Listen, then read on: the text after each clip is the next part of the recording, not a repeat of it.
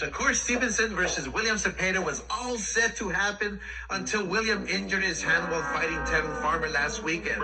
So you would naturally think Shakur would start targeting, I don't know, a Frank Martin or a Murataya, some other world champion, right? No. Shakur and Lone Samedi made an offer to my 22-year-old prospect, Kid Austin, who has no world championship experience. Come on, man. This is exactly what I mean when I say Eddie doesn't know how to build a career. Look, Bob Arum built Shakur Stevenson to become a world champion. And in his first fight with Matthew, you actually want to put him in with a prospect, Eddie? Come on now, dog. I didn't think it could get any lower for you, but it does. Ladies and gentlemen, members of the jury, members of the Roll the Tape film crew. Those were the words of Oscar De La Hoya. And he promotes William Cepeda.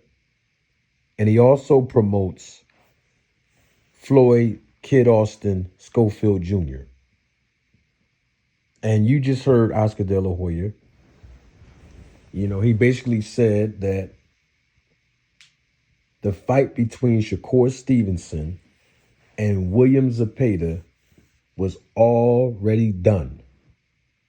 And what that sounds like to me is that the fight was signed, sealed, and delivered. There was no date that was announced. There was no venue that was announced. But the fight was all done. Until William Cepeda injured his hand when he fought Tevin Farmer. That's what De La Hoya just said. Now, I don't know if there's documentation out on this yet. In other words, was there any evidence of this happening? Now, listen, I'm not here saying that Cepeda didn't injure his hand. I mean, there are pictures on social media floating around that shows Shakur Stevenson and his hand injury. I didn't see any pictures or any documents substantiating that claim for Cepeda. I'm not saying that didn't happen. I'm not saying it's not true. I'm just saying I don't know.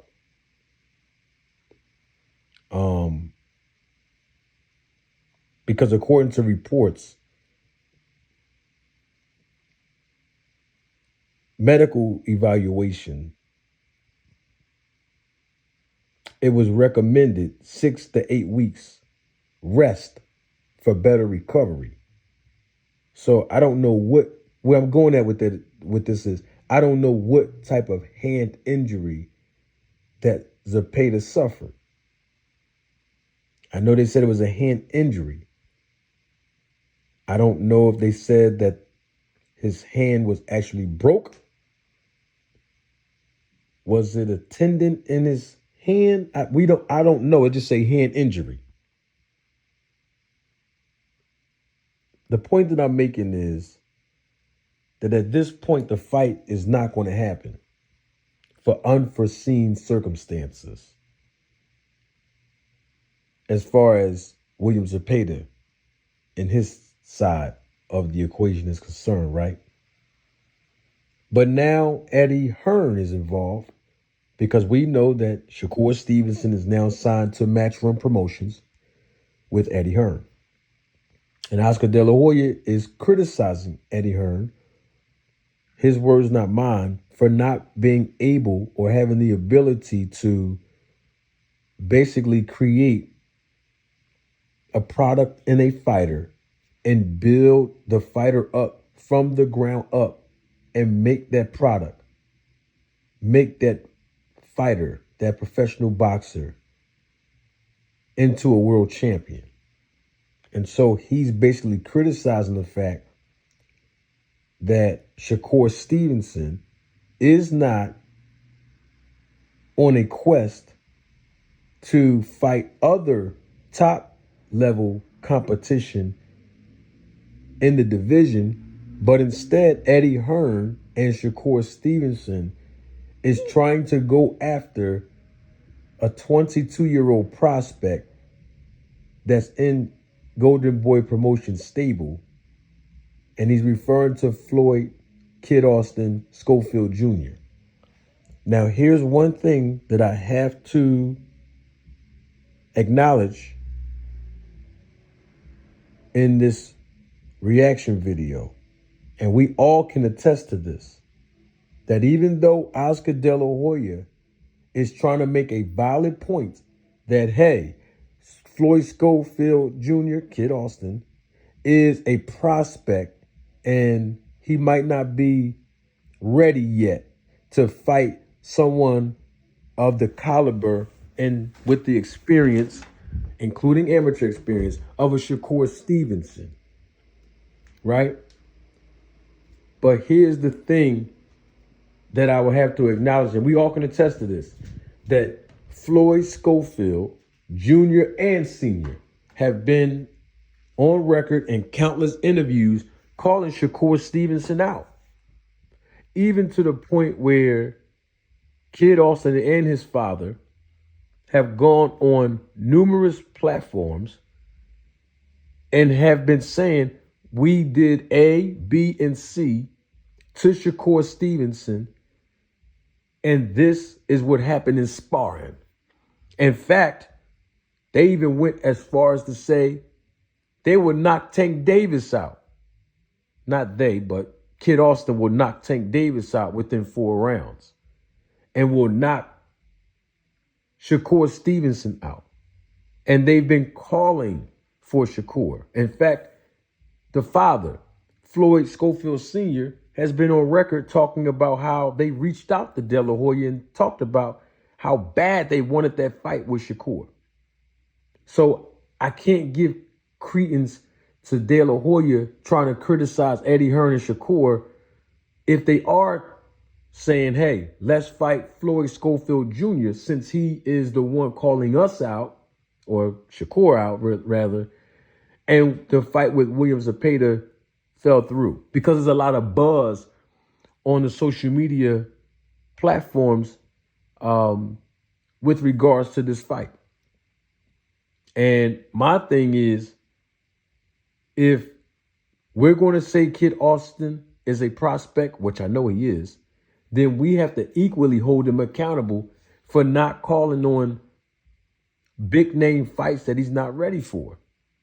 And a lot of fighters do that, and I get it because it's still a business at the end of the day. And we know that Kid Austin fighting Shakur Stevenson obviously will be a major step up in competition level for him and also his biggest payday. So I get why they're doing it, the Schofields. I get it. But at the same time, the promoter can't come out to defend Kid Schofield and say, no, he's my prospect. He's not ready. He's my prospect. If the promoter not going to tell the Schofields, maybe y'all need to calm it down real quick because y'all not ready for Shakur. So don't be barking up that tree. If I know in my heart as a promoter, I'm not willing to put you in there to risk you as a prospect of losing to Shakur. But I don't think that Oscar's telling Kid Austin and his father to tone down what they're saying about fighting Shakur. So then if that's the case, the young pup think he ready, let him jump in there then. That's what I say. Because at the end of the day, it's going to be his biggest payday. And also at the end of the day, it might be a good opportunity for Shakur. Now, as a manager, if I'm managing Kid Austin, I'm telling my client, tone it down for a minute. Yeah, bring his name up every now and then to create buzz, because we're trying to galvanize the casual boxing fan, right? To get an opportunity to start watching you. That's a good business move. But not every interview. We're not going to keep talking about Shakur. Because Shakur is not one of those fighters that's going to let you keep calling him out over and over again, and he's not going to say something on social media, or he's not going to step to you, because that's how Shakur is. He catch you at a fight, Shakur going to step to you face to face and ask you, you really want that? Let's get it done. And you know Eddie Hearn going to walk around with Shakur every time there's a fight with someone in the Matchroom stable. Just like when Boots fought, Shakur was sitting right next to Eddie Hearn. I was sitting ringside adjacent from him, and I saw him. So you know that every time Eddie Hearn's around with a big fight, Shakur gonna be there. And that's to be expected. So my thing is, look, if he's a prospect, keep him as a prospect, De La Hoya. But if he keep calling all these big timers out, all these world champions out, all these high-level competitors out, then guess what? He's going to have to get in there and he's going to have to back up his words, especially if him and his daddy is on record talking about how bad they treated all of these fighters in the ring during sparring. If sparring even counts for anything. On YouTube, in the boxing community, for some odd reason, everybody keep talking about sparring. I really don't like when we talk about sparring. But it is what it is. That's all I'm saying. And until then, don't take my word for it. Roll the tape.